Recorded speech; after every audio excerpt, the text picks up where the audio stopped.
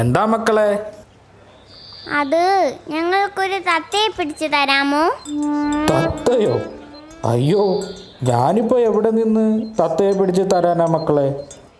തത്ത ഒരിടത്തുണ്ട്, ഞങ്ങളുടെ കൂടെ വന്നാ മതി. വരാം. എവിടെ വരേണ്ടത്? കിട്ടുണ്ണിയും അപ്പുണ്ണിയും കൂടി കണാരൻ മാമനെയും കൊണ്ട് പേരമരത്തിന്റെ അടുത്തേക്ക് നടന്നു.